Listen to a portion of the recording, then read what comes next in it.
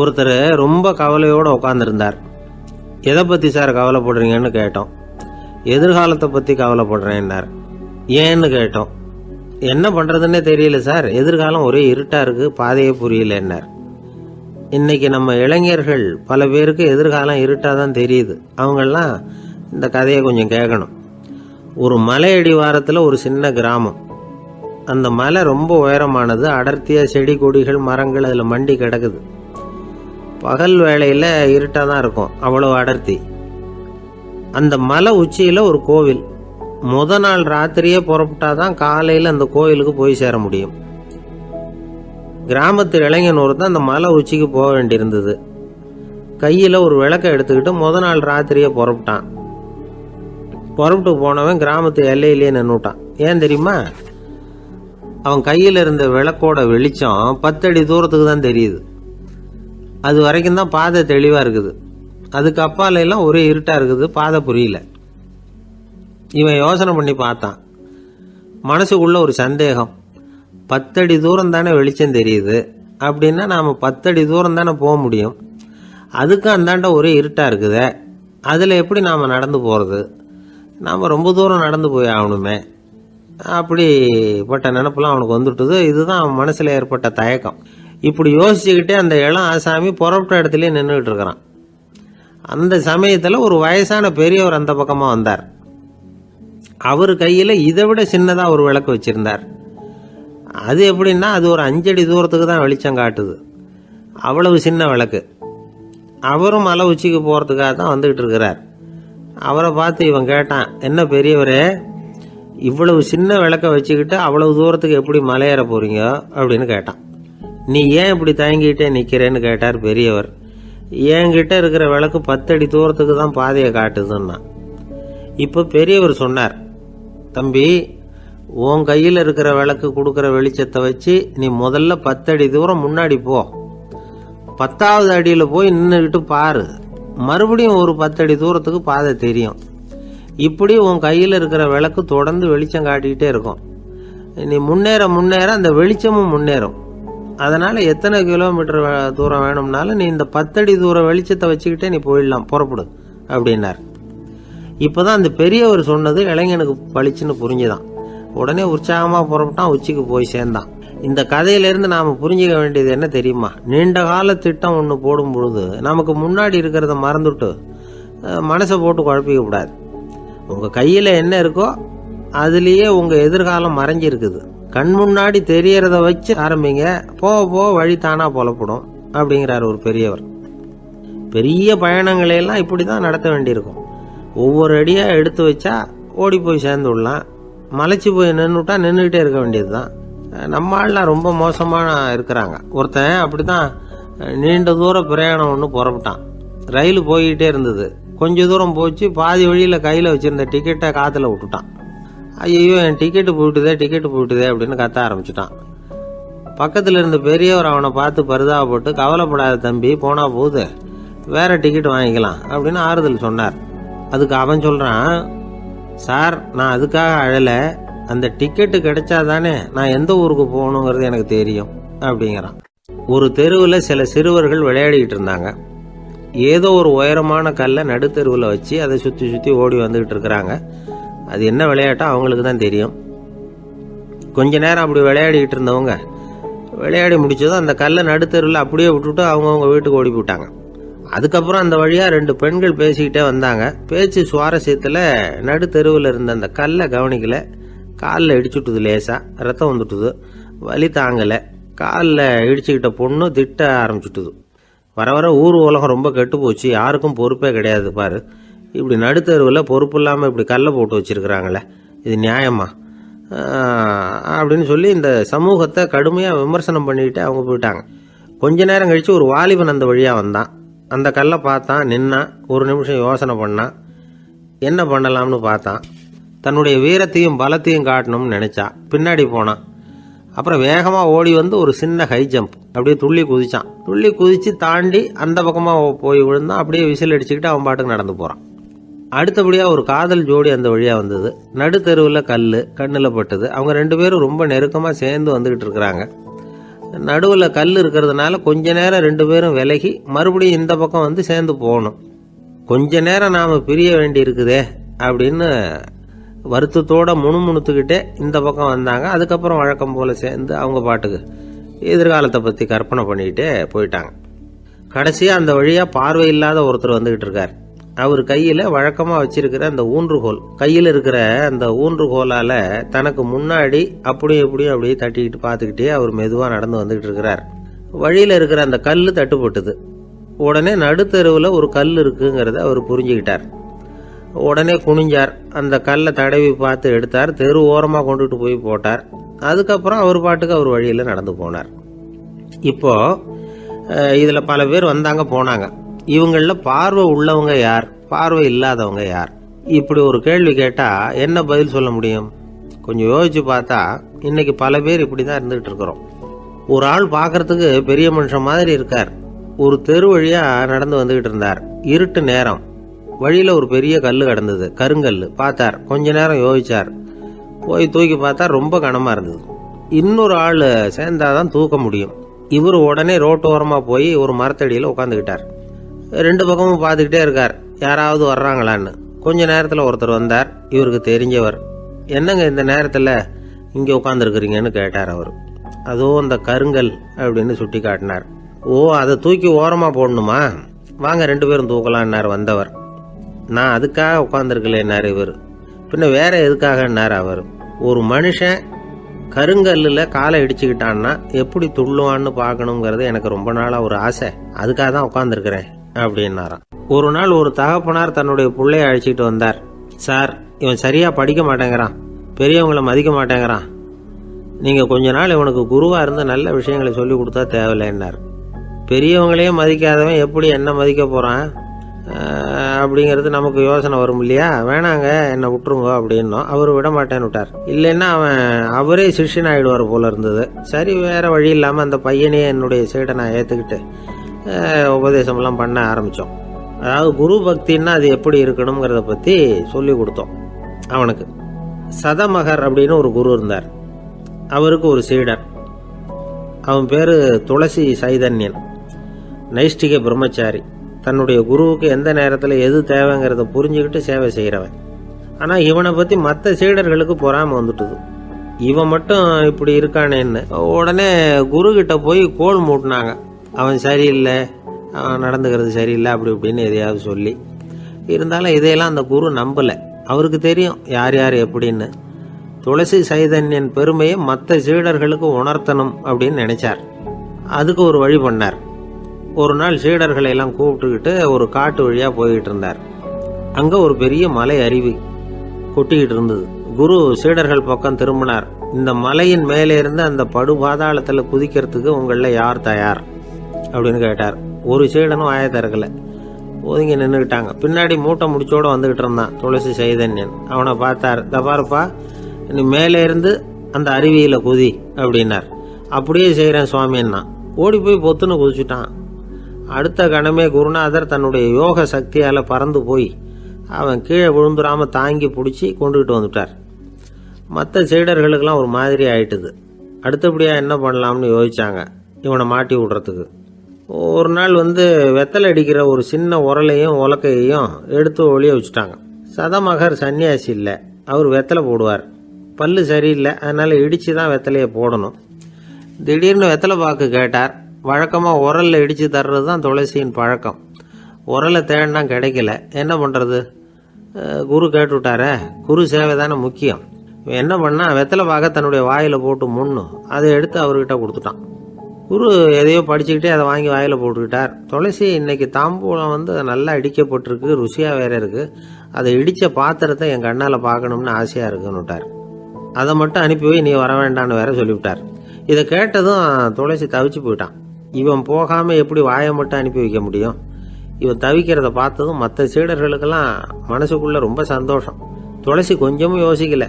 வாழை எடுத்தான், தன்னுடைய தலையவே அப்படியே அறுத்து வெட்டி எடுத்தான். இன்னொரு சீடங்கிட்ட கொடுத்துட்டான், எடுத்துகிட்டு போகணும்னு சொல்லி. கொண்டுட்டு போய் குரு முன்னாடி வைக்கிறாங்க. அந்த தலையில் வாய் திறந்துருக்கு, வெத்தலை போட்டு முன்னு இருந்தது, தெரிஞ்சு போச்சு, சிவப்பாக இருந்தது. அவனுடைய குரு பக்தியை இப்போ எல்லாரும் ஒத்துக்கிட்டாங்க. அதுக்கப்புறம் குரு சதமகர் தன்னுடைய அற்புத திறமையினால அந்த தலையை மறுபடியும் ஒட்ட வச்சுட்டார். துளசிக்கு உயிர் வந்துட்டுது. இப்படி ஒரு பெரிய கதை உண்டு. அதாவது துளசி சைதன்யன் அவனுடைய குரு பக்தி எப்படி அப்படின்னு கேட்டோம். ரொம்ப அபாரம் அப்படின்னு அந்த பையன் அடக்கமாக, சும்மா விளையாட்டுக்காக தான் அப்படி அவங்ககிட்ட கேட்டோம். ஏன்பா உன்னுடைய குரு பக்தியை என்கிட்ட காட்டுறதுக்கு உன்னோட கழுத்தை நீயே அறுக்கணும்னு நான் சொன்னா அதை நீ செய்வியா அப்படின்னு கேட்டோம். என்னுடைய கழுத்தை நானே அறுக்க வேண்டிய அவசியம் இல்லை சார் அப்படின்னா அவன். ஏண்டான்னு, அதே காரியத்தை தான் இனிமேல் நீங்கள் தினமும் செய்ய போறீங்களே சார் அப்படிங்கிறான். ஆசைப்படுறதுல தப்பு இல்லை, ஆனால் அந்த ஆசை தேவைக்கு தகுந்த மாதிரி இருக்கணும். தேவைக்கு மீறிய ஆசைகள் இருக்கு பாருங்க, அது தேவையில்லை. இந்த கருத்தை வலியுறுத்தது மாதிரி ஒரு கதை உண்டு. தேவேந்திரனுக்கு திடீர்னு வீடு கட்டணும்னு ஒரு ஆசை வந்துதான். வீடுன்னா நாம கட்டுற மாதிரி இல்லை. தேவேந்திரன் வீடுன்னா சும்மாவா, ஒரு பிரம்மாண்டமான அரண்மனை கட்டணும். அது மாதிரி இந்த 3 லோகத்திலையும் ஒரு அரண்மனை கிடையாது அப்படின்னு எல்லாரும் சொல்லணும். இது அவனோட ஆசை. உடனே தேவ தச்சரான விஸ்வகர்மாவை கூப்பிட்டான், உத்தரவு போட்டான். விஸ்வகர்மா தன்னுடைய உதவியாளர்களை எல்லாம் கூப்பிட்டு ஒன்னா சேர்த்துக்கிட்டார். படாத பாடுபட்டு ஒரு பெரிய அரண்மனையை கட்டி முடிச்சார். கட்டி முடிக்க 1000 வருஷம் ஆச்சு. தேவேந்திரன் பார்க்கறான். அவனுக்கு திருப்தி ஏற்படலை. என்னுடைய அந்தஸ்துக்கு இது ரொம்ப சாதாரணமான கட்டிடம், இதை விட இன்னும் பெருசாக கட்டு அப்படின்னா. தேவ தச்சர் திணறி போயிட்டார். அவரால் அதுக்கு மேலே எதுவும் செய்ய முடியல. என்ன பண்ணுறதுன்னு யோசனை பண்ணார். நேராக நாரதர் காலில் போய் விழுந்தார். நீங்கள் தான் என்னை இந்த பிரச்சனையிலேருந்து காப்பாற்றணும்னார். நாரதர் யோசனை பண்ணார். சரி கவலைப்படாதேன்னார். நேராக இந்திரன்கிட்ட போனார்.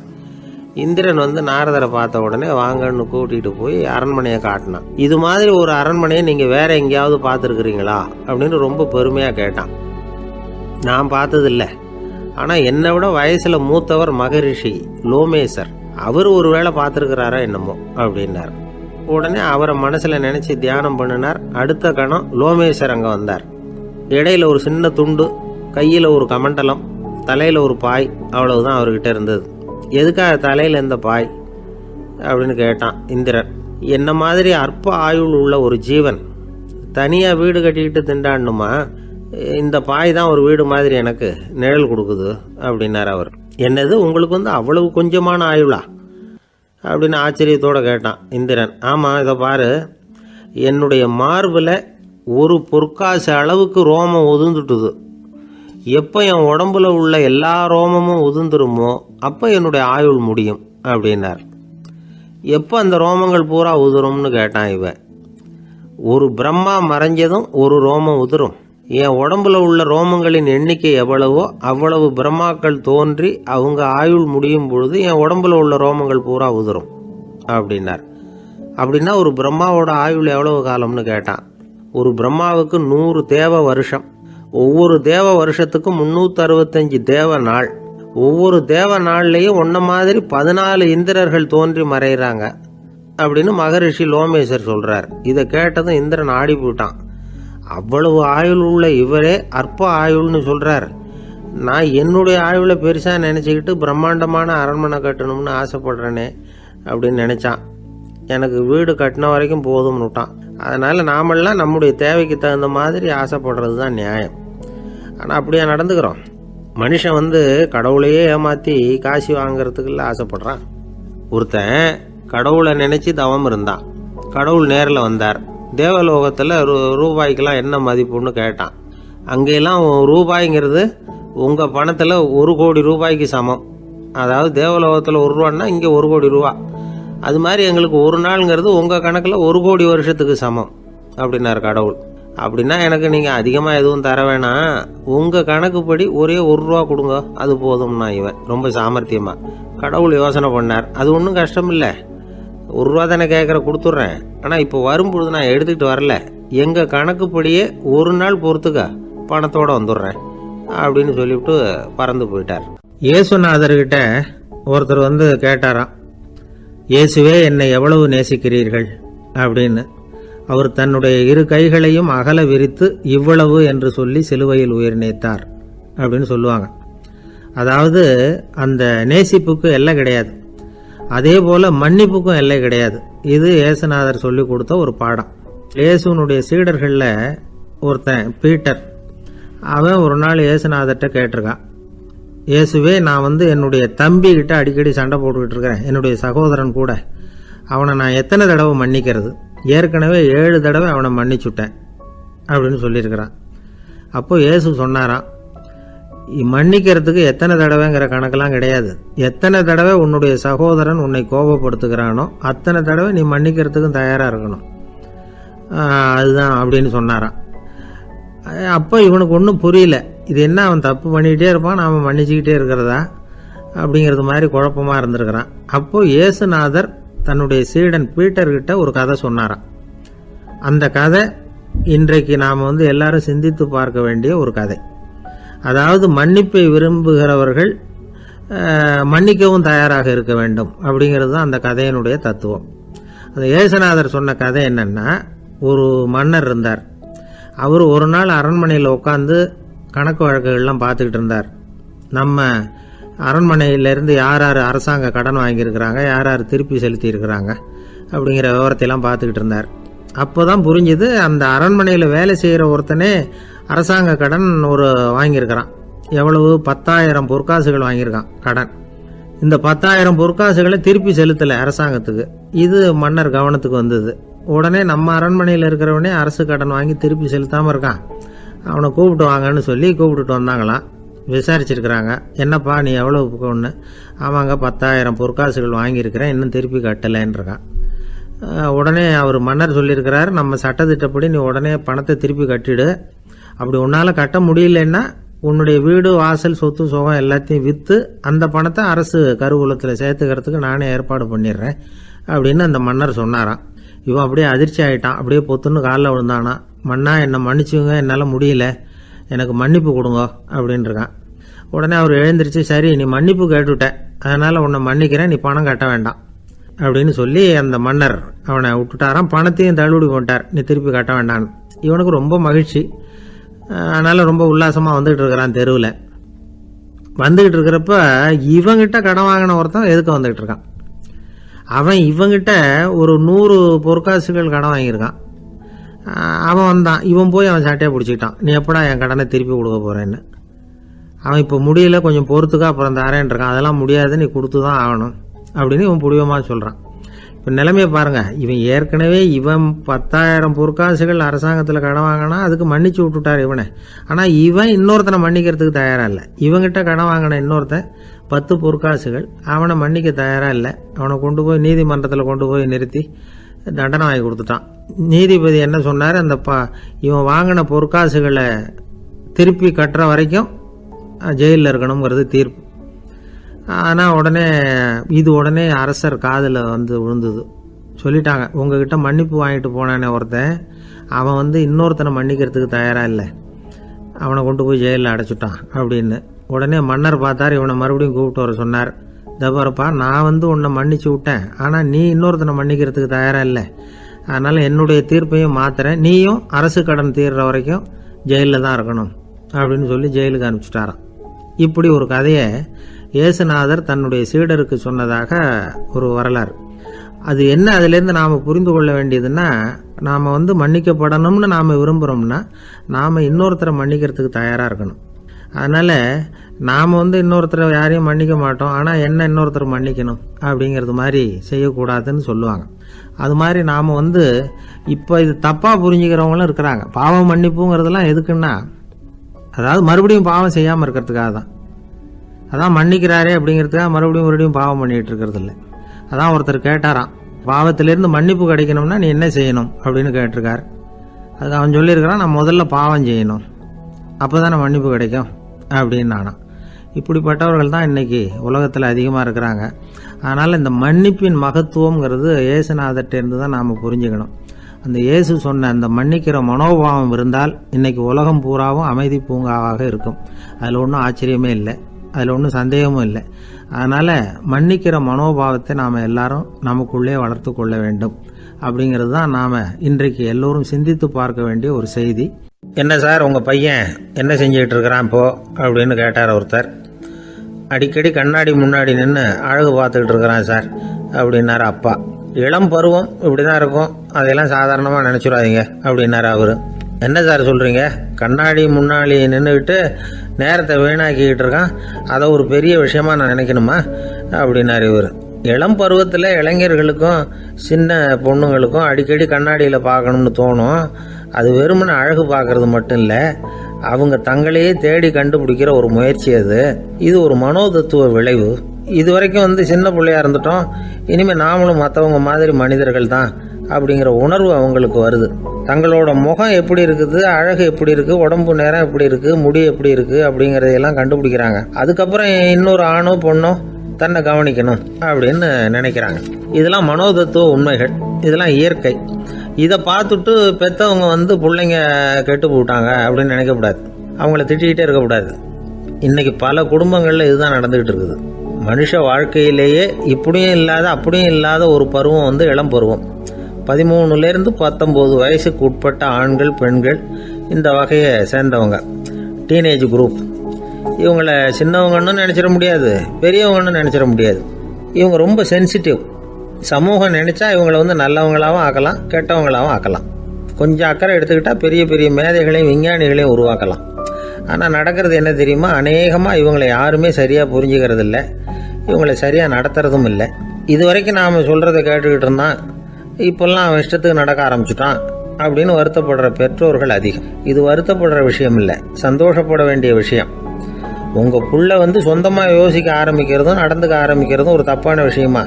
அவன் கடைசி வரைக்கும் உங்கள் பேச்சையே கேட்டுக்கிட்டு இருக்கணுங்கிறது என்ன நியாயம்?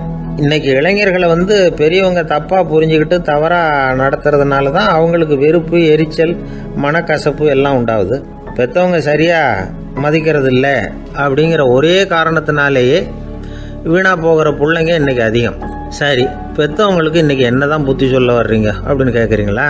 நாம் எதையும் சொல்ல வரல, ஆனால் அது சம்பந்தமான சில நிபுணர்கள் சொல்லியிருக்கிறத உங்கள் காதில் போட்டு வைக்கலாம்.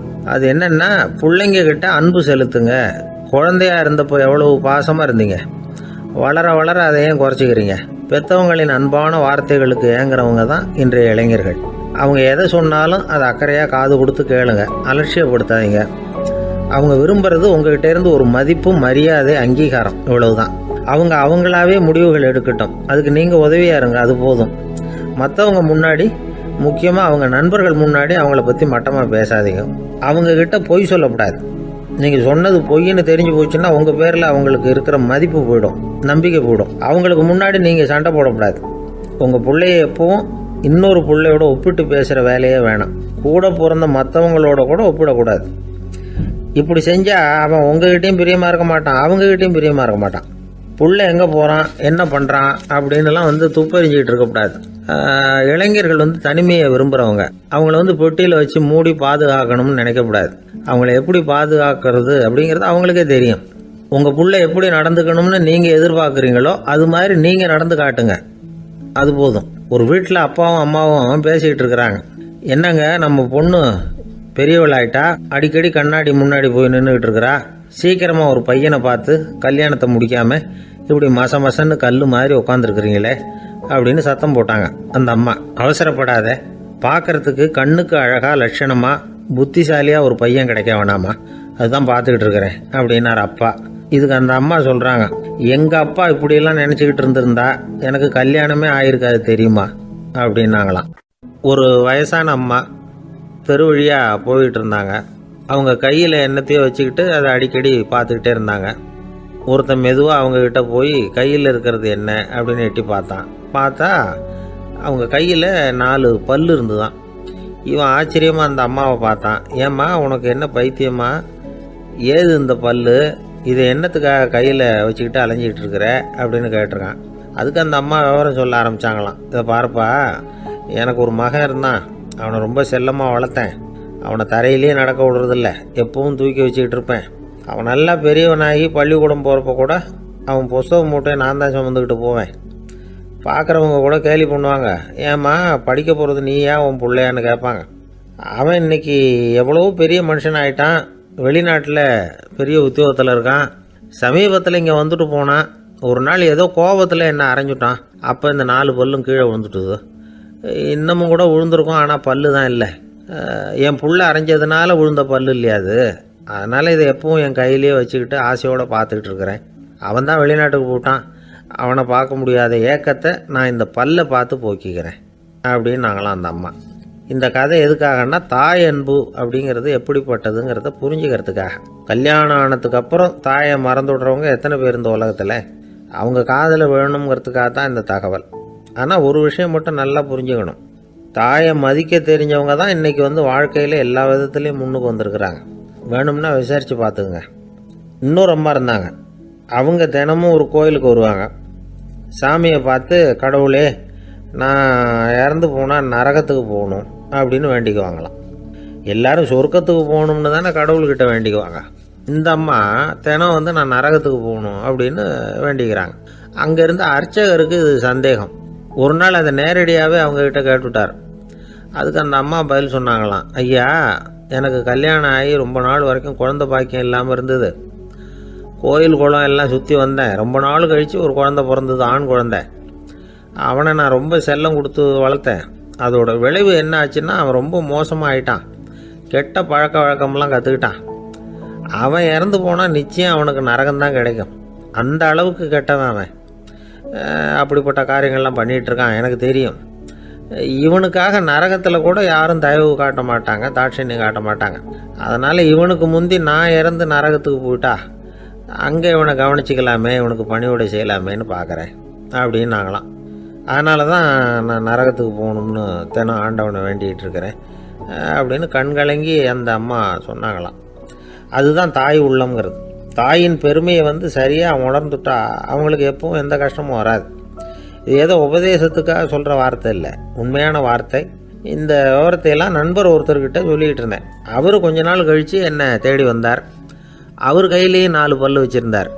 என்னங்க ஆச்சு, ஏதுங்க அந்த பல்லு அப்படின்னு விசாரித்தோம். உங்கள் உபதேசத்தை கேட்டுவிட்டு இந்த உலகத்தில் எல்லாரையும் தாயாக நினைக்க ஆரம்பிச்சிட்டேன். ஒரு அம்மாவை கடத்தரில் பார்த்து தாயேன்னு கூப்பிட்டேன். அவங்க உடனே பலார்னு என்னை அரைஞ்சிட்டாங்க. பல்லு விழுந்துட்டுது. அதை தான் பொறுக்கி எடுத்துக்கிட்டு நேராக உங்களை தேடி வந்துக்கிட்டு இருக்கிறேன்னார். தாயேன்னு தானே கூப்பிட்டீங்க, அதுக்கு ஏன் அரைஞ்சாங்க அப்படின்னு கேட்டோம். நான் தாயேன்னு கூப்பிட்டது அவங்க காதில் நாயேன்னு விழுந்துட்டு தான், அதுதான் இப்படி ஆயிட்டுது அப்படின்னார். ஒரு ஆஃபீஸில் வேலை பார்க்குற ஒருத்தர் ஏதோ தப்பு பண்ணிவிட்டார். உடனே மேல் அதிகாரி அவரை கூப்பிட்டு அனுப்புனார். நீ செஞ்சது தப்புன்னார் கோபமாக. இது ஒரு ரகம். சில அதிகாரிகள் இப்படி நீங்கள் செஞ்சது தப்புன்னு சொல்கிறதில்ல, நீங்கள் செஞ்சது சரி அப்படின்னு சொல்கிறதில்ல. எப்படி சொல்லுவாங்கன்னா, நீங்கள் செஞ்சது சரியில்லைன்னு நான் நினைக்கிறேன் அப்படின்னு சொல்லுவாங்களாம். அதாவது சில பேர் நீங்கள் செஞ்சது தப்புங்கிறாங்க, அதையே மாற்றி சொல்கிறாரு இவர், நீங்கள் செஞ்சது சரியில்லைன்னு நினைக்கிறேன். இது ரெண்டும் அர்த்தம் ஒன்று தான், இருந்தாலும் வார்த்தைகள் வித்தியாசம். நிர்வாக திறமை இல்லாத ஒரு அதிகாரி யூ ஆர் ராங் அப்படின்னு சொல்லுவாராம்.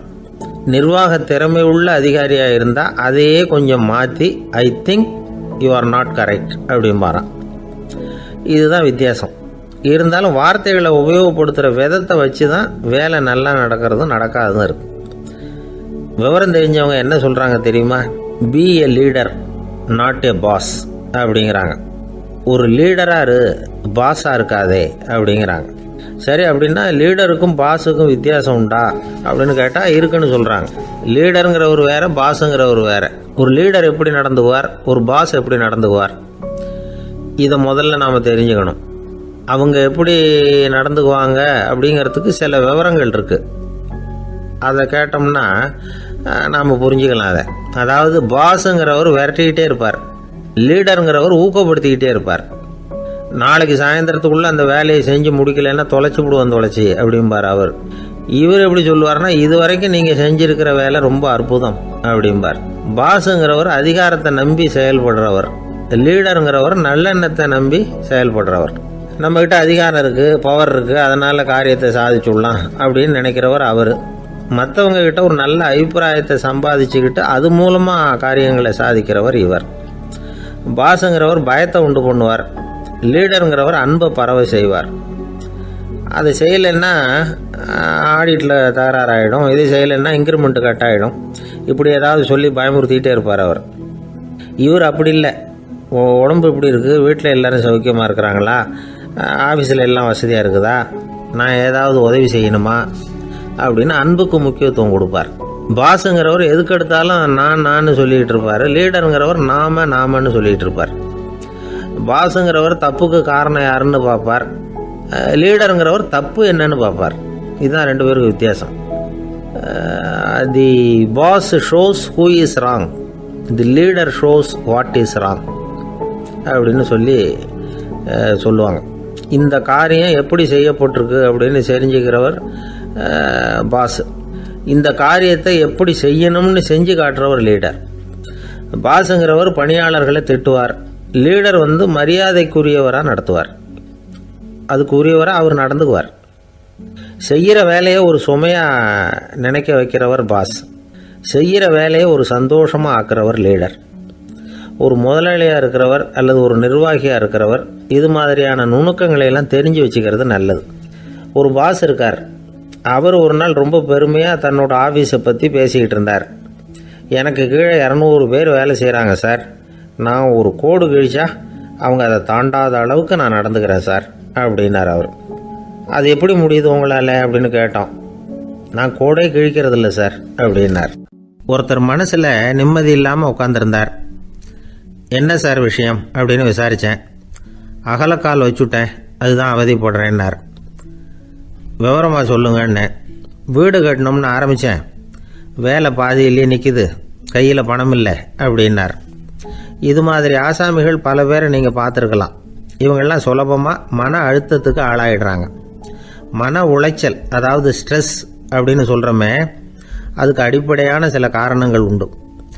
அதாவது மிகையாக திட்டமிடுதல் அப்படிங்கிறதும் ஒரு முக்கியமான காரணம். நடைமுறை சாத்தியம் என்னங்கிறத மனசில் வச்சுக்கிட்டு எந்த திட்டத்தையும் தீட்டணும், அப்போ தான் அது சரியாக வரும். ரெண்டாவது காரணம் என்ன தெரியுமா? ஒரே நேரத்தில் பல்வேறு செயல்களில் ஈடுபடுறது. தொலைபேசியில் பேசிக்கிட்டே கையில் இருக்கிற கடிதத்தை படிச்சுக்கிட்டே எதிரில் உட்காந்துக்கிட்டு இருக்கிறவருக்கும் அப்பப்போ பதில் சொல்லிக்கிட்டு மனசில் பல்வேறு சிந்தனைகளை அப்படியே ஓட விட்டுக்கிட்டு இருக்கிறது, இதுவும் மன அழுத்தத்தை உண்டாக்குது.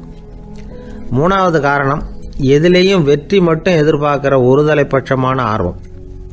நாம் தொட்டதெல்லாம் வெற்றியாகவே முடியணும் அப்படின்னு எதிர்பார்க்குறவங்க ஏதாவது ஒன்றில் தோல்வியை கண்டால் தோண்டு போயிடுறாங்க. எப்படியும் முடியலாம்ங்கிற எண்ணம் ஏற்கனவே நமக்குள்ளே இருந்துட்டுதுன்னா அந்த அவஸ்தை வராது. அதனால் அதுவும் நம்ம வளர்த்து கொள்ள வேண்டிய ஒரு குணம். மன உளைச்சல் ஏற்படுறதுக்கு இன்னொரு காரணம், எதையும் வேகமாக செஞ்சுடணும் அப்படிங்கிற துடிப்பு. அந்த துடிப்பே மனசை அழுத்த ஆரம்பிச்சிடும். எந்த ஒரு காரியத்திலையும் தாமதமோ இடையூறோ ஏற்பட்டால் அதை பொறுத்துக்கிற மனப்போக்கம் வேணும். அது இல்லாதவங்க அழுத்தத்துக்கு ஆளாயிடுறாங்க. சில பேர் வேலைன்னு எந்த நேரம் பார்த்தாலும் வேலையே கதின்னு கிடப்பாங்க. பொழுதுபோக்குக்கோ உடற்பயிற்சிக்கோ குடும்பத்தில் உள்ளவங்க அல்லது நண்பர்கள் கூட கலந்துரையாடவோ கொஞ்சம் கூட நேரம் ஒதுக்க மாட்டாங்க. இந்த சுபாவம் மன அழுத்தத்தை உண்டு பண்ணும். இதையெல்லாம் புரிஞ்சுக்கிட்டு அதிலிருந்து விடுபடுறது எப்படின்னு யோசிக்கணும். வல்லுநர்கள் இது தொடர்பாக சில யோசனைகளை சொல்லி வச்சிருக்கிறாங்க. அது என்னன்னா, வாழ்க்கைங்கிறது பிரச்சனைகளால் பின்னப்பட்ட ஒன்று. அது எப்போவுமே முடிவடையாத ஒரு தொடர்கதை அப்படிங்கிறத முதல்ல நாம் புரிஞ்சுக்கணும்.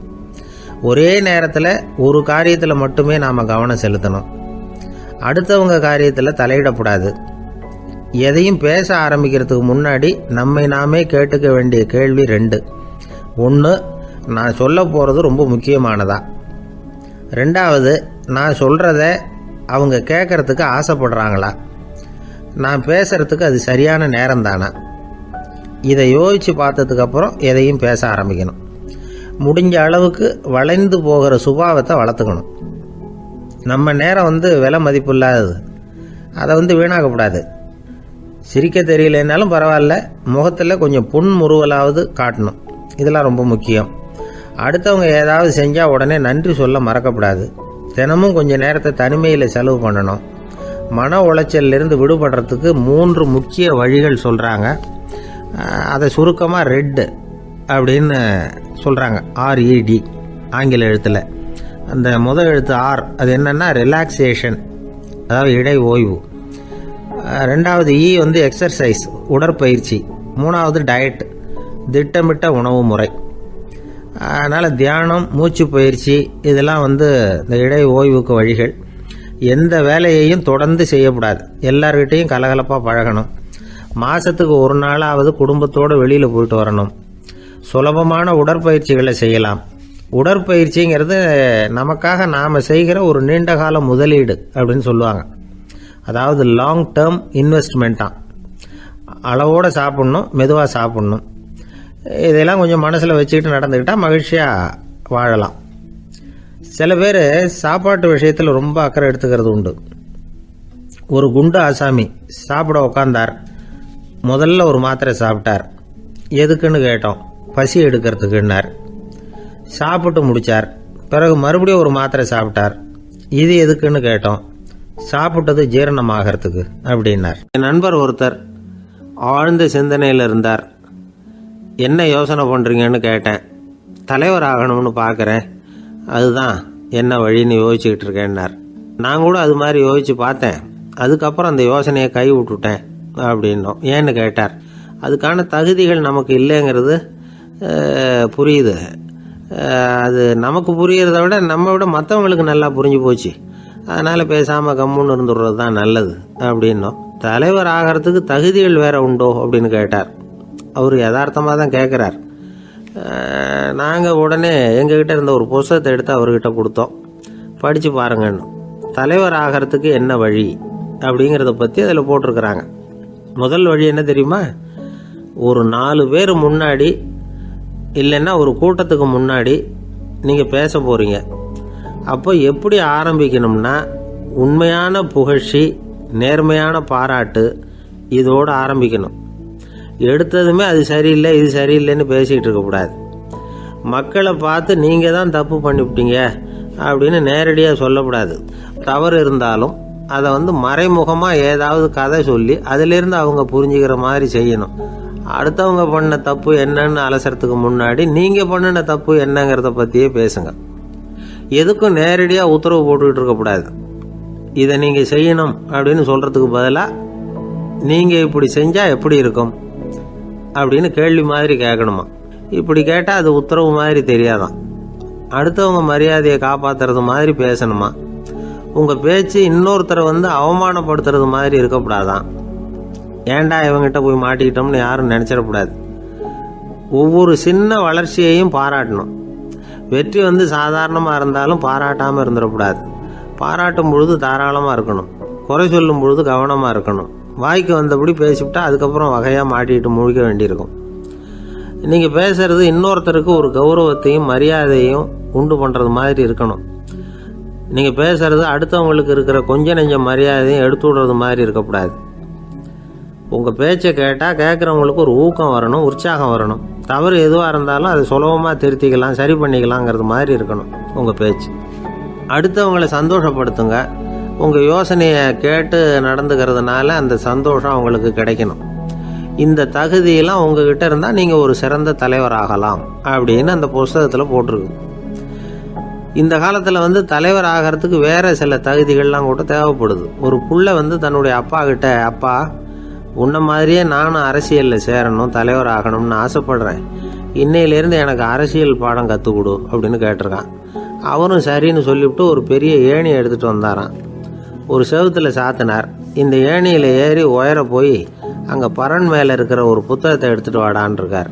மகனை பார்த்து, அப்பா ஏணி ரொம்ப உயரமாக இருக்குது, நீ ஜாக்கிரதையாக இதை பிடிச்சிக்கோ, நான் ஏறி போகிறேன் அப்படின்னு நான் பையன். பயப்படாத, நான் பார்த்துக்கிறேன்னார் அப்பா. பையன் ஏணியில் ஏறினா உச்சிக்கு போனதும் அப்பா கையை எடுத்துட்டார். ஏணி அப்படியே சரிஞ்சுட்டுது. பையன் பொத்துன்னு கீழே விழுந்துட்டான். இடுப்பு பிடிச்சிக்கிட்டே எழுந்திரிச்சான்.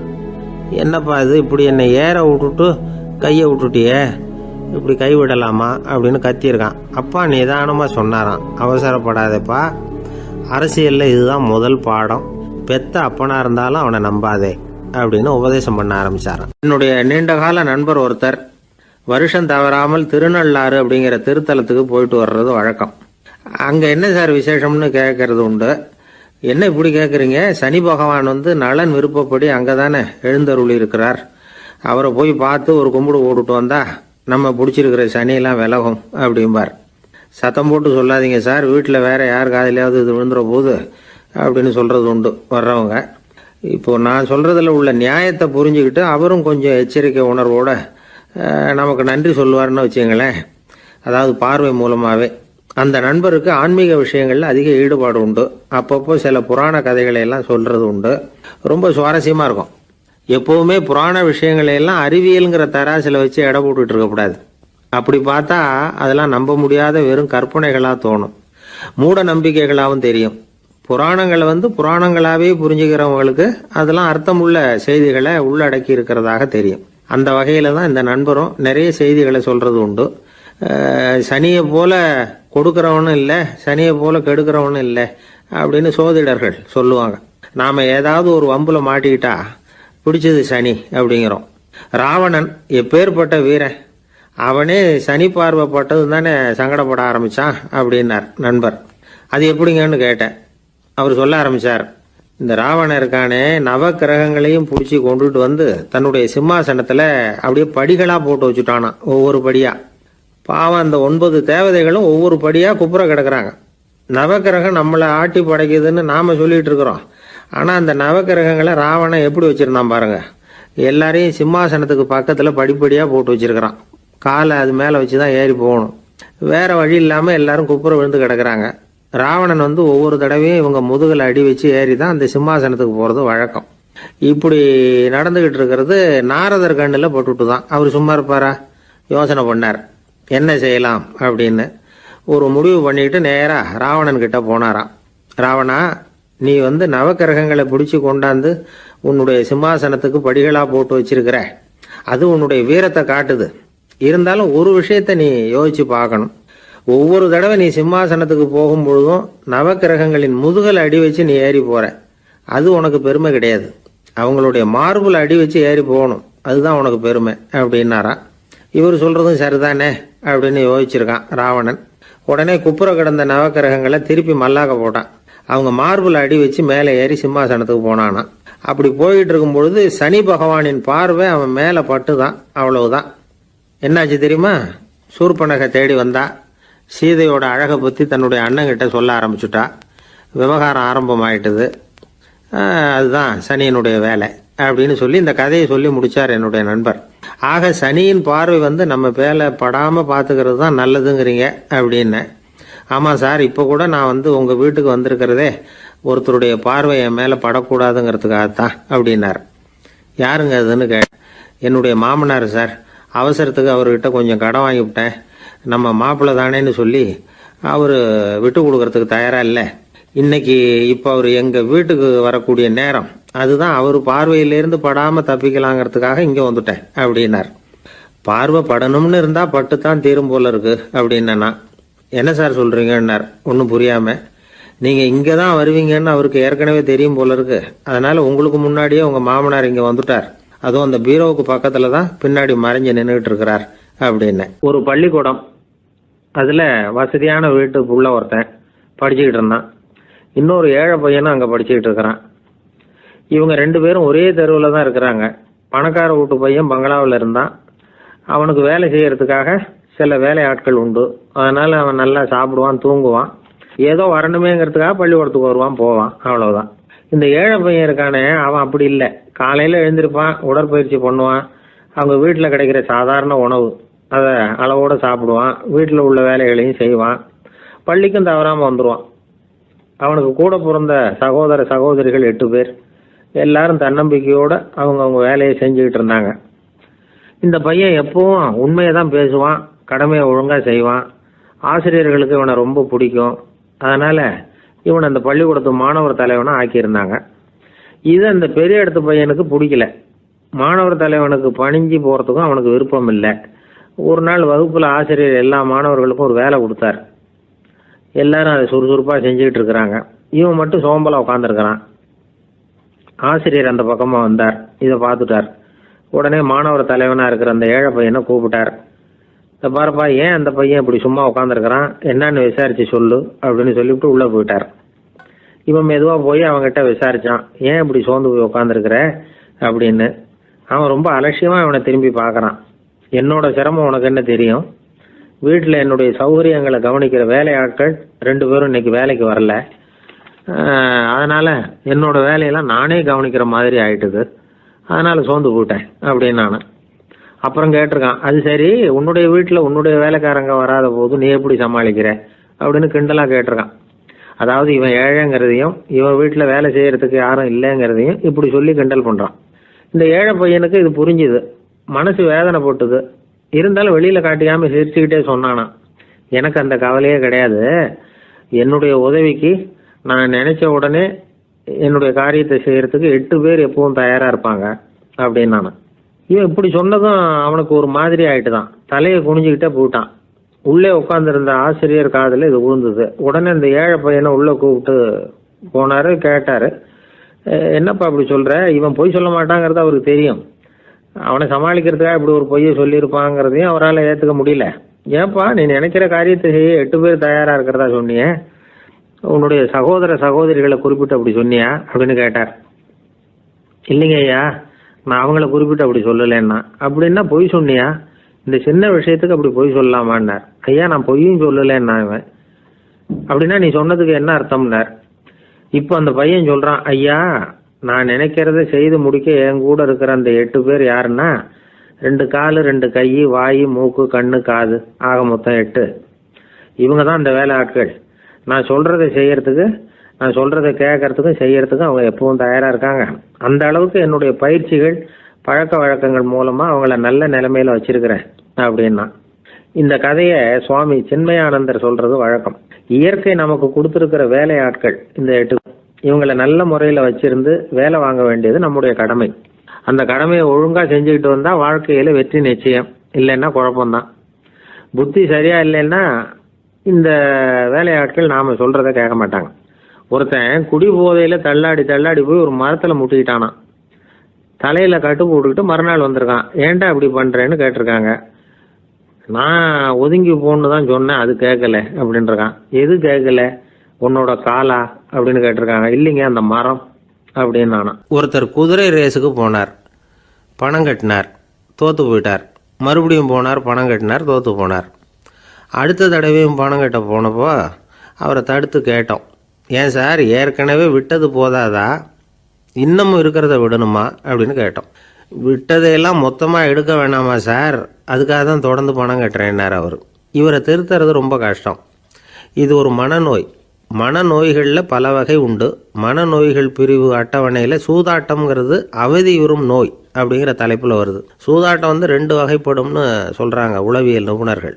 ஒரு வகை எப்படின்னா நண்பர்களோடு சேர்ந்துக்கிட்டு மகிழ்ச்சியும் கிளர்ச்சியும் அடையிறதுக்காக ஈடுபடுறது, பிரச்சனைகளை தீர்க்கறதுல ஒரு ஆர்வம், கேளிக்கைக்காக கொஞ்சம் விட்டு பிடிக்கிறது அப்படிங்கிற மனுஷனுடைய அடி மனசில் உள்ள விபரீத பிணைய சுபாவம், இதெல்லாம் அதுக்கு காரணம். இன்னொரு வகை எப்படின்னா சூதாட்டத்தில் ஈடுபட்டு ஒரு கட்டாய நிலைமைக்கு ஆளாயிடுறது, ஈடுபடு அப்படின்னு மனசு ஒரு வெறித்தன்மையை தூண்டிக்கிட்டே இருக்கும். இப்படிப்பட்டவங்களுக்கு நாம் தோத்துக்கிட்டு இருக்கோங்கிறது தெரியும், நாம் ஜெயிக்கிறதுக்கான சந்தர்ப்பம் இல்லைங்கிறதும் தெரியும். இதனால் நமக்கும் கஷ்டம், நம்ம சுற்றி இருக்கிறவங்களுக்கும் கஷ்டங்கிறதும் புரியும். அப்படி இருந்தும் சூதாடுவாங்க. இதுக்கு காரணம் சூதாடியின் பகற்கனவு அப்படிங்கிறாங்க நிபுணர்கள். இந்த நிலைமைக்கு கட்டாய சூதாட்டம் அல்லது நிர்பந்த சூதாட்டம் அப்படின்னு பேர் வச்சிருக்கிறாங்க. இப்படிப்பட்ட ஆசாமி இருக்கிறது பூரா விட்டுருவான், கடன் வாங்குவான், திருடுவான். இருந்தாலும் என்னைக்காவது ஒரு நாள் ஜெயிச்சிருவேன் அப்படின்னு சொல்லிக்கிட்டே இருப்பான். விட்டதை எடுத்துருவேங்கிற ஒரு நம்பிக்கை சுடர் அவனுக்குள்ளே எரிஞ்சிக்கிட்டே இருக்கும். இவனை மனநோயாளி அப்படின்னு சொல்லிட முடியாதான். என்ன காரணம்னா இது மாதிரி ஆளுங்க கிட்ட மன போராட்டமோ கவலையோ பதட்டமோ இருக்கிறது இல்லை. சில விசேஷமான குணங்கள் இவங்க கிட்ட உண்டு. எதிர்ப்பு உணர்ச்சி, சிறுபிள்ளைத்தனம், சட்ட திட்டங்களையும் சம்பிரதாயங்களையும் உட தெரியாத மனப்போக்கு, பொறுப்பில்லாத தன்மை, நெறிதவறி நடக்கிறது எல்லாம் இவங்ககிட்ட உண்டு. ஆனால் வெளிப்பார்வைக்கு ரொம்ப சிநேகமாக இருப்பாங்க, அன்பாக இருப்பாங்க, அப்படி இருக்கிறதாக காட்டிக்குவாங்க. ஆதாயம், சுயலாபம் இதெல்லாம் கருதி தான் பழகுவாங்க. இவங்க கேட்குறப்ப நாம் பணம் கொடுக்கலன்னு வச்சுக்கோங்க, நம்மளை கை விட்டுருவாங்க. நம்ம மேலே அபாண்டமாக பழி சுமத்துறது கூட தயங்க மாட்டாங்க. தங்களுடைய சூதாட்ட நடவடிக்கைகளுக்கு சாதகமான காரணங்களை சொல்லிகிட்டு இருப்பாங்க.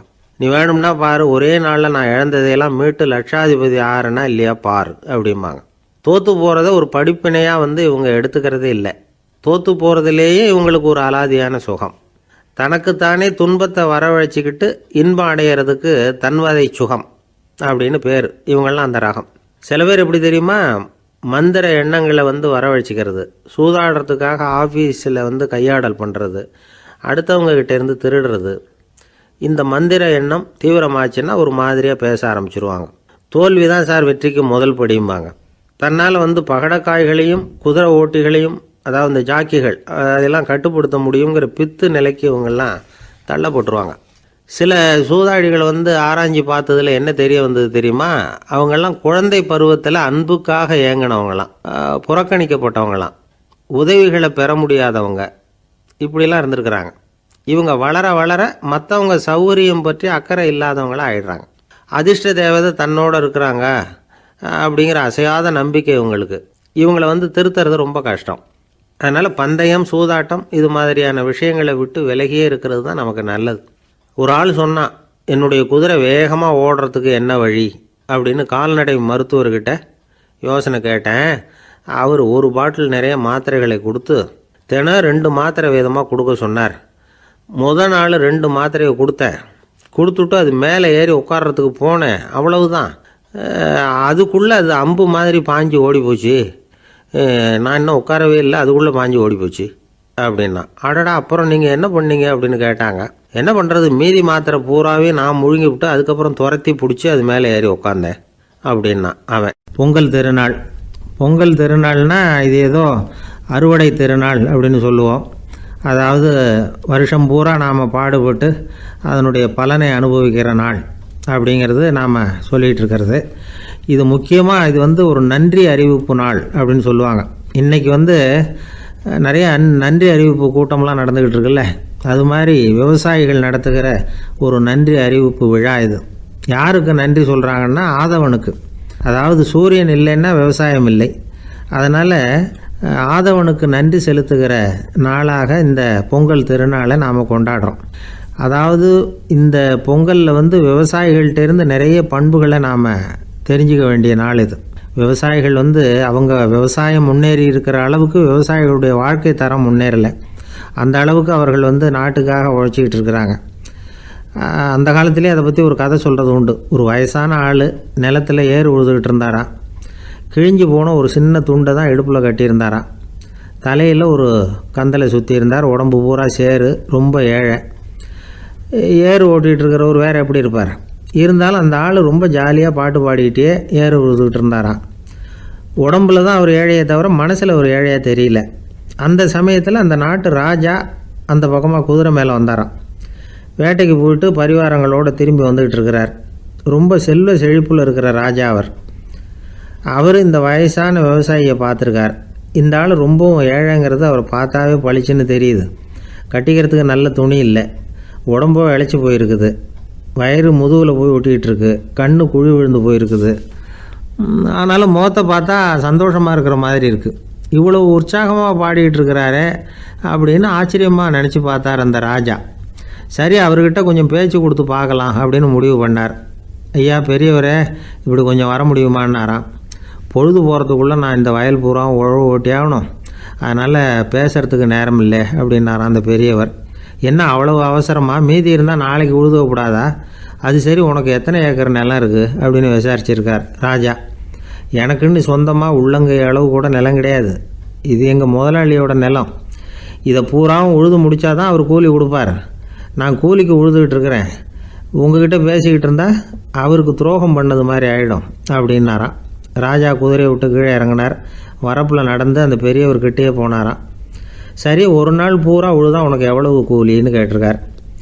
8 அணா கூலி கிடைக்கும்னாராம் அவர். இது ரொம்ப காலத்துக்கு முன்னாடி நடந்த ஒரு சம்பவங்கிறதுனால அப்போ 8 அணா கூலிங்கிறது ரொம்ப பெருசு. இருந்தாலும் அதுவும் அந்த ராஜாவுக்கு பெரிய கூலியாக தெரியல. இவ்வளவு தானா, இதை வச்சுக்கிட்டு நீ எப்படி காலம் தள்ளுற அப்படின்னாராம். ஒன்றும் கவலை இல்லை அப்படின்னாராம் அவர். ராஜாவுக்கு ரொம்ப ஆச்சரியமாக போச்சு. 8 அணா கூலி வாங்குகிற இந்த ஆள் கவலை இல்லாமல் இருக்கிறார், ஏராளமான வசதியோடு இருக்கிறன்னா கவலை இல்லாமல் வாழ முடியலையே அப்படின்னு நினச்சி பார்த்துருக்கார். அது சரி, 8 அணாவில் எப்படி குடும்பம் நடத்துகிற அப்படின்னு கேட்டாராம். எனக்கு கிடைக்கிற 8 அணாவில் 2 அணா குடும்பத்துக்கு செலவழிக்கிறேன், 2 அணா பழைய கடனுக்கு கொடுக்குறேன், 2 அணா தர்மம் செய்கிறேன், 2 அணா வட்டிக்கு கொடுக்குறேன், ஒரு குறையும் இல்லைன்னாராம். ராஜாவுக்கு ஒன்றும் புரியல. எனக்கு ஒன்றும் புரியலேன்னு இருக்கார். ஐயா, எனக்கும் என் மனைவிக்கும் 2 அணா செலவாகுது. வயசான அம்மா அப்பா இருக்கிறாங்க, சின்ன வயசில் என்னை காப்பாற்றினவங்க அவங்க. அந்த கடனுக்கு 2 அணா செலவாகுது, அது பழைய கடன். என் தங்கச்சி ஒருத்தி ஆதரவு இல்லாத நிலைமையில் தன்னுடைய மகனோட என் வீட்டில் வந்திருக்கிறா. அவளுக்கும் அவள் மகனுக்கும் 2 அணா செலவு பண்ணுறேன், அது தர்மம். எனக்கு 2 பிள்ளைங்க இருக்கிறாங்க, அவங்களுக்கு 2 அணா செலவு பண்ணுறேன், அது வட்டிக்கு கொடுக்கறது மாதிரி. பிற்காலத்தில் அவங்க எங்களை காப்பாற்றுவாங்க. அந்த வகையில் நான் திருப்தியோடு வாழ்ந்துக்கிட்டு இருக்கிறேன் அப்படின்னாராம். ராஜாவுக்கு அர்த்தம் புரிய ஆரம்பிச்சுதான். அந்த பெரிய நிலத்தை விலை கொடுத்து வாங்கி அந்த பெரியவருக்கே தானமாக கொடுத்துட்டாராம். இப்போ உழுதவருக்கே நிலம் சொந்தமாயிட்டுது. அன்னையிலேருந்து அரசனுக்கும் ஆறுதல் கிடைச்சிதான். இப்படி ஒரு கதை சொல்லுவாங்க. 8 அணா வருமானத்தை வச்சுக்கிட்டு எப்படி காலத்தை தள்ளுறதுன்னு சொல்கிறதுக்காக இந்த கதையை சொல்கிறதாக யாரும் தப்பாக நினச்சிக்கக்கூடாது. கிடைக்கிறத எப்படி பங்கு போடுறார், எப்படி திருப்தியாக வாழறார் அப்படிங்கிறது தான் முக்கியம். அது மாதிரி இன்றைக்கு இந்த பொங்கல் திருநாளில் உழவர்கள் மனசு மகிழ்ச்சியாக இருந்ததுன்னா அது எல்லாரும் மகிழ்ச்சியாக இருக்கிறது மாதிரி அர்த்தம். அதனால் அவர்கள்ட்டேருந்து நாம் பாடம் கற்றுக்கணும். சில உழவர்கள் தங்கள் நிலத்தில் விளையிறத தாங்கள் சாப்பிட மாட்டாங்க. அடுத்தவங்கள்ட்ட விற்றுட்டு சந்தையில் போய் வேறு அரிசி வாங்கிட்டு வந்து தான் இவங்க சாப்பிடுவாங்க. அப்படிப்பட்ட விவசாயிகள்லாம் இது உண்டு. பங்கிடுகிற பண்பை உழவர்கள்ட்டேருந்து கற்றுக்கொள்ளுங்கள் அப்படிம்பாங்க. ஒரு ஆள் நிம்மதியாக மகிழ்ச்சியாக இருந்தானா, உங்கள் நிம்மதிக்கும் மகிழ்ச்சிக்கும் என்ன காரணம்னு கேட்டிருக்கார் இன்னொருத்தர். என்கிட்ட இருந்தது பூராவையும் என் பிள்ளைங்களுக்கு சமமாக பங்கு போட்டு கொடுத்துட்டேன், எனக்குன்னு எதுவுமே வச்சுக்கல, அதுதான் நிம்மதிக்கு காரணம்ன்றிருக்கான். உங்ககிட்ட இருந்தது எவ்வளவு இருந்தது அப்படின்னு கேட்டிருக்காரு அவர். மொத்தமாக ஒரு 50,000 ரூபா இருக்கும் அப்படின்னு இருக்கான்.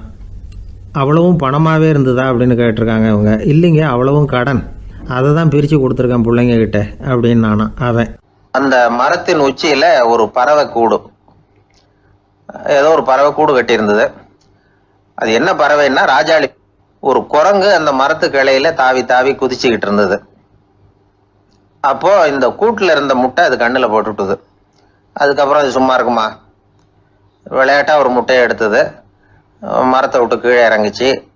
கீழே ஒரு குப்பை மேட்டில் ஒரு கோழி சில முட்டைகளை அது பாட்டுக்கு இட்டு வச்சிருந்தது. குரங்கு தன் கையில் இருந்த ராஜாளி பறவையோட முட்டையை அந்த கோழி முட்டைகளோட சேர்த்து போட்டுட்டு போயிட்டுது. கோழி பார்த்தது, அதுக்கு ஒன்றும் வித்தியாசம் புரியல. தன்னுடைய முட்டைகளோட சேர்த்து அந்த ராஜாளி முட்டையையும் சேர்த்து அடைகாத்துது. கொஞ்ச நாள்ல குஞ்சுகள்லாம் பொரிச்சுது, எல்லாம் முட்டை விட்டு வெளியில வந்தது. ராஜாளி பறவையோட குஞ்சு அந்த கோழி குஞ்சுகளோடவே சேர்ந்து வளர்ந்தது. மற்ற கோழி குஞ்சுகள் போலவே இதுவும் குப்பையை கிளறிச்சு புழு பூச்சிகளை சாப்பிட்டுது. காக்கைகள் தாக்கிறதுக்கு வந்ததுன்னா மற்ற கோழி குஞ்சுகள் மாதிரியே இதுவும் பயந்து போய் தாய் கோழியின் சிறகுகளுக்கு உள்ள ஒளிஞ்சிக்கும். இப்படியே கொஞ்ச காலம் போச்சு. குஞ்சுகள்லாம் வளர்ந்து பெருசாயிட்டுது. சிலது சேவல்கள் ஆச்சு, சிலது கோழிகள் ஆச்சு. அந்த ஒண்ணு மட்டும் ராஜாளி ஆச்சு. ஆனா ஒரு விஷயம், தான் ஒரு ராஜாளிங்கிறது அந்த பறவைக்கு தெரியாது. தன்னையும் ஒரு கோழின்னே அது நினைச்சுக்கிட்டு இருக்கு. அப்படி நினைச்சுக்கிட்டு குப்பை மேட்டை கிளறிக்கிட்டு இருக்கு. ஒரு நாள் சாயந்தர நேரம் இந்த ராஜாளி பறவை கீழே அது பாட்டுக்கு வழக்கம் போல குப்பையை கிளறிக்கிட்டு இருக்குது. அப்போ அண்ணாந்து பாக்குது. வானத்துல உயரத்துல கூட்டமா ராஜாளி பறவைகள் உல்லாசமா வட்டம் அடிச்சு பறந்துகிட்டு இருக்கு. அதை இது பாக்குது. இதுக்கு மனசுக்குள்ள ஏக்கமா போச்சான். அப்போ இதுக்கு ஆண்டவன் பேர்ல கோபம் வந்துதான். ஆண்டவனுக்கு என் பேர்ல ஏன் இந்த ஓர வஞ்சனை, என்னையும் ஒரு ராஜாளியா படைச்சிருந்தா நானும் கூட இந்நேரம் ஆகாயத்துல உல்லாசமா பறந்துகிட்டு இருப்பேனே அப்படின்னு நினைச்சு வருத்தப்பட்டுதான். இது வேடிக்கையா இருக்குல்ல. ஒரு வகையில பார்த்தா நாம கூட இந்த ராஜாளி பறவை மாதிரி தான் வாழ்ந்துகிட்டு இருக்கோம் அப்படிங்கிறார் ஒரு உளவியல் நிபுணர்.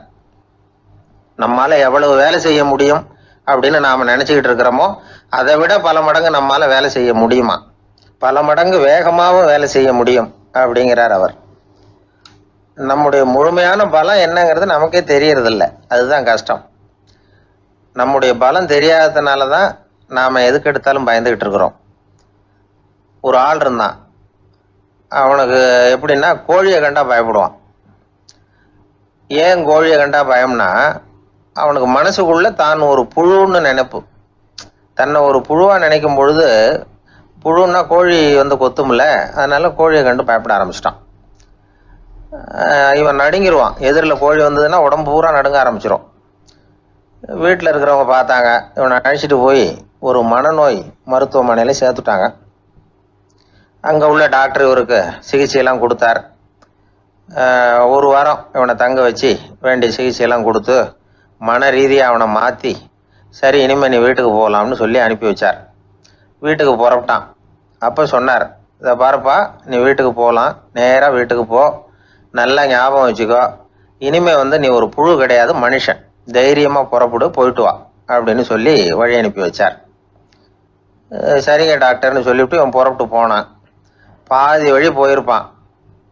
லேசா நிமிர்ந்து பார்க்கறான், எதிரில் ஒரு கோழி வந்துகிட்டு இருக்கு. அது பாட்டுக்கு சாதாரணமா நடந்து வந்துகிட்டு இருந்தது. அவ்வளவுதான், இவன் உடம்பு கிடுகிடுன்னு ஆட ஆரம்பிச்சுட்டுது. திரும்பி ஓடி வந்துட்டான். டாக்டர் கேட்டார், ஏன்பா திரும்பி ஓடி வந்துட்டேன்னு. பாதி தூரம் போயிட்டேன் டாக்டர், எதிரில் ஒரு கோழி வந்துகிட்டு இருக்குது, அதான் பயமா இருந்தது வந்துட்டேன்னா. டாக்டருக்கு ஒரு மாதிரி ஆயிடுது. அவர் சொன்னார், இதை பாருப்பா, நான் தான் சொன்னேனே, நீ ஒரு புழு இல்லை, மனுஷன்.